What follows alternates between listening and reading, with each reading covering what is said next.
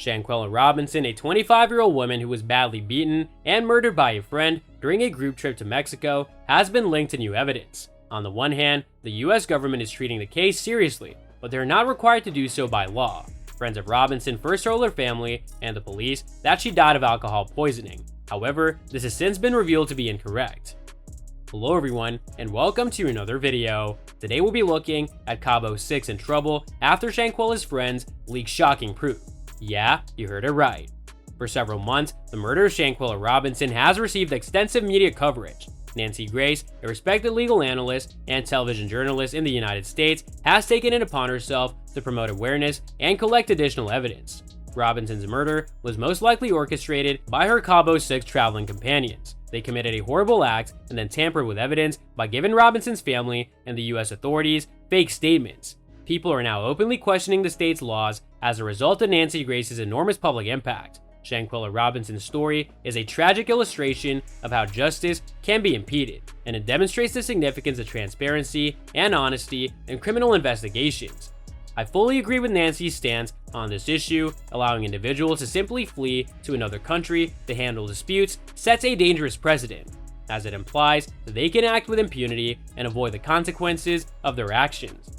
The recent case of the Cabo 6 is a great illustration of this, as the persons involved were permitted to return to the United States without consequence despite their suspected involvement in the murder of a lady in Mexico. The public has overwhelmingly welcomed Nancy's efforts to seek justice for the victim and her family. One person, Grace, even praised Nancy for her unrelenting commitment to the case. Salamander Robinson, the mother of the victim, was enraged by the original lies revealed to her regarding the reason for her daughter's murder and demanded the arrest and punishment for all of those guilty. Nancy's quest for justice in the Shanquella murder case was exemplary, as she left no stone unturned. She discovered that someone had filmed the events leading up to the murder, which served to strengthen the Cabo 6's charges. Despite this proof, the perpetrators have not yet been apprehended or prosecuted. The footage in question has significantly altered the case's trajectory. The video was filmed by a male, and it shows Shanquella being viciously beaten by another girl. As mentioned by Nancy, the culprit may have been slapping, scratching, punching, kicking, and pulling Shanquella's hair on the surveillance film. She appeared to be alone, defenseless, and incapable of fighting back. As activist Tamika Mallory revealed at a press conference addressing the Shanquella murder case, the intent to murder was manifest. The attack on Shanquella, who returned from vacation with a damaged spine and neck, was captured on tape. The toxicity of the discourse in the video amplified the toxicity that Shanquella endured at the hands of her so-called friends. Several individuals received letters of gratitude commending Shanquella's patience and perseverance during the situation. She died because she stood for peace, even when instructed to fight back. Many people can become caught in toxic friendships just as they might become trapped in traumatic relationships with toxic partners. In order to express solidarity with the victim's family and initiate the healing process, marches, protests, and massive churches were held throughout the states in response to the video.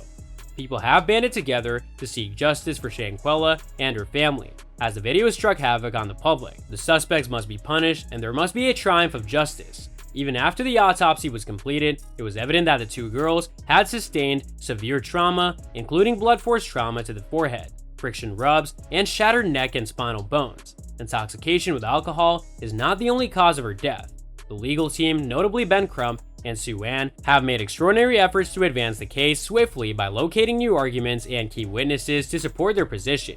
Sue Ann has demanded that the Cabo 6 be apprehended and extradited from the United States to Mexico so that the Mexican government may prosecute the accused in accordance with its own laws. Sue Ann expressed amazement at the United States government's inflexibility in this matter. The legal team submitted a letter to the President of the United States, Joe Biden, requesting his assistance in the case and justice for the girls. Sue Ann noted in an interview that the goal of the letter was to inform the administration of the case's contents and progress, as they appeared oblivious. The letter contained all the required evidence, and the legal team gave a case summary.